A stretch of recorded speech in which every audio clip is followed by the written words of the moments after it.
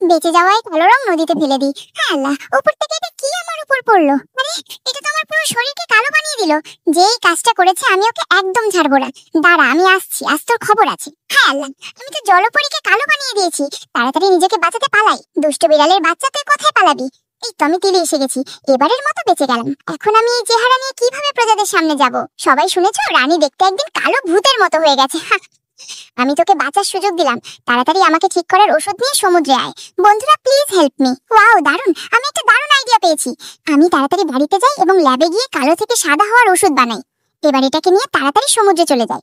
সমুদ্রের গভীরে তো অনেক বড় বড় ঢেউ। হ্যাঁ আল্লাহ, আমার পিছনে তো হাঙর লেগেছে। কে আছো, আমাকে বাঁচাও। আমার বন্ধুকে তাড়া করা, এই নে, এটা তো শাস্তি। আমার ভুল হয়েছে। আমাকে বাঁচানোর জন্য জলপরি আপনাকে অসংখ্য ধন্যবাদ। এই নিন, এটা আপনার জন্য। এটা শরীরে ঢেলে দিলেই আপনি আগের মতো হয়ে যাবেন। ঠিক আছে, আমি এক্ষুনি ঢেলে দেখি। আরে সত্যি তো, আমি একদম আগের থেকে আরো সুন্দর হয়ে গেছি।